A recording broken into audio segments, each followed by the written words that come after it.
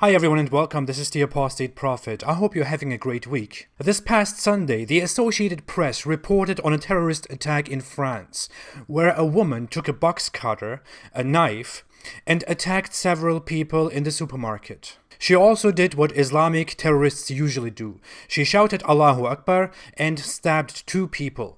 One customer was stabbed seriously and had to be taken to the hospital because she was stabbed in her chest.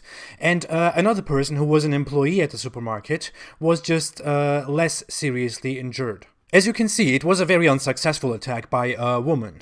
The reason is probably that the patriarchy does not encourage women to perform as good as men do, which is also the reason why we have the gender pay gap. That's not where I was headed. Oh yeah, what the Associated Press put on Twitter for this report was a bit weird. Their original tweet says, "Woman crying God is great has injured two with box cutter at a supermarket in southern France." When you look at this tweet, it sounds to me like some random woman is dancing around in France, getting emotional and poetically crying, "God is great," and then accidentally injures people with a box cutter that she had in her hands for artistic reasons, of course. Afterwards, she is also very sorry and apologizes because she got so carried away by her love for God. Sounds so sweet, right? What actually happened is that a woman entered a supermarket, took a knife, shouted Allahu Akbar, and attacked people with the intention of injuring and killing them, and becoming a martyr for her religion of peace. I mean, what's the point of such a report? Why use God is great instead of Allahu Akbar, which every Western person is familiar with by now? And what is crying? After being called out, the Associated Press made a small fix, explaining that the woman said Allahu Akbar, which means God is great in Arabic. I won't go ahead and say that the Associated Press is totally fake news, because usually the Associated Press is very highly reliable and has very, very minimal bias, maybe only selective bias. But there is obviously something wrong with their reporting on the phrase Allahu Akbar. If you look at the past of the Associated Press, you might think they have an agenda, because they made that false report multiple times and corrected it only after they were called out. It also happened in 2017. It kind of looks like they're trying to help paint the picture that all religions are equally bad, and that we shouldn't immediately think of Islamic terrorism, because that might encourage Islamophobic sentiments. But let's focus on the AP's treatment with the phrase Allahu Akbar. Let's play a little game. Are you ready? What does Allahu Akbar mean? A. Elvis is alive. B. Jews are awesome. C. Somebody call an ambulance. D. God is great. Or E. It's impossible for me to be racist because I'm not white, you racist.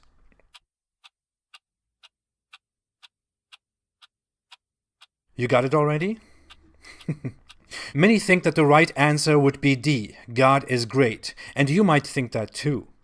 Even Muslims think that. Here is a surprise. All of these answers, even E, are wrong. Yes, God is great is not right. It's wrong. But how can it be wrong, right? Because everyone tells you that Allahu Akbar just means God is great.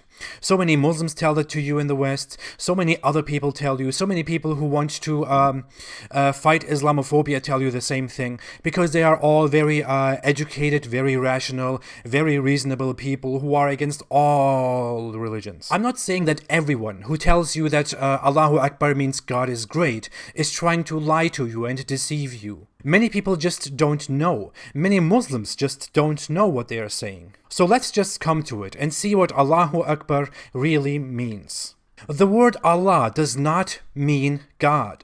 The word for God, as in deity, is ilah in Arabic. We could go through the etymology, we could open dictionaries to see what it means, but we could also just pick something Islamic and see what it means. The Islamic creed, the Shahada, which everyone who becomes a Muslim has to say. It goes like this: La ilahe illallah, muhammadun rasulullah. And this translates to, there is no God but Allah. Muhammad is the messenger of Allah. If that phrase just meant there is no God but God, the creed wouldn't make any sense at all, right? If you look at this Islamic creed, the word used for God as in deity is ilah, and the word used for Allah is Allah. Allah is actually a proper name for the God of Islam. It actually comes from el-ilah, which means the God. It changes into el-ilah and comes into Arabic as Allah, which refers to a specific God. Muhammad and Muslims didn't invent this word. They actually took that word Allah from pre-Islamic groups like Arab Christians, who rather used the word God instead of mentioning God by his name. But Muslims did it differently and started using it as Allah's proper name, after which many Arab-speaking Christians started to distance themselves more and more from the Islamic definition, because it is not in accordance with their religion. Because in Christianity the word God is not the name of God. It is simply a title, like Lord, Father, Creator, and so on. It is definitely not compatible with Judaism either, because Jews use the word only because they don't want to mention God by his name.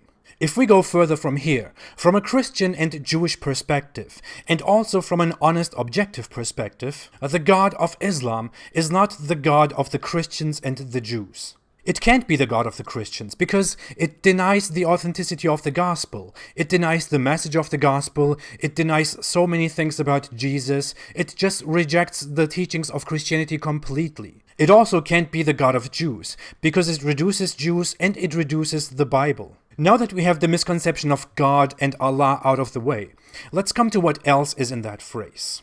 Allahu Akbar. Oh yes, the word Akbar. The Arabic word for great is not Akbar, it is kabir. That's not only so in the history of the Arabic language, it's also used that way in the Quran, where the word kabir is exclusively used for great or big. And al-kabir is also one of the names of Allah according to Islam, and it translates literally into the great one. Also, if you ask any native Arabic speaker, he will probably also tell you that the word for great is kabir, not akbar. The word Akbar in Allahu Akbar is a higher form of the adjective kabir, and it can be used in a comparative or superlative sense, which means it stands for greater or greatest. So, to make it very simple and understandable, if something is kabir, it means it is great. If something is Akbar, it means it is greater or the greatest, and it defines supremacy. You don't have to be a genius or a scholar to find this out. You can simply go out there, research for yourself, and find this out in under 5 minutes. So Allah is great would be Allahu Kabir, while Allah is the greatest is Allahu Akbar.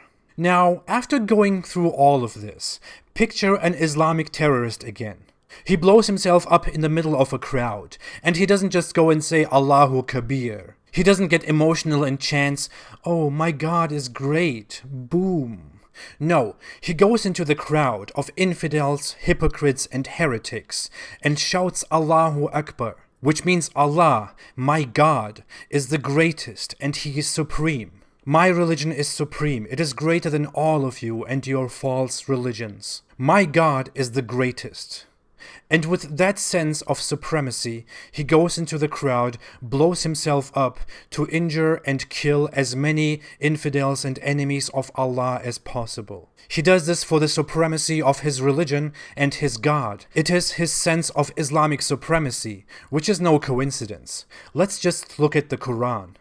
It is He who has sent His messenger with guidance and the religion of truth to manifest it over all religion, although they who associate others with Allah dislike it. Quran chapter 9 verse 33. That's what Allahu Akbar means. Thanks for watching.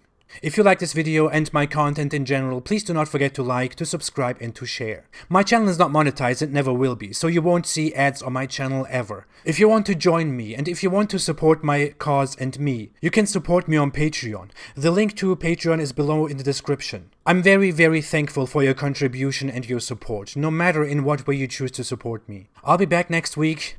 Have a great weekend and please stay away from Islam. Thanks.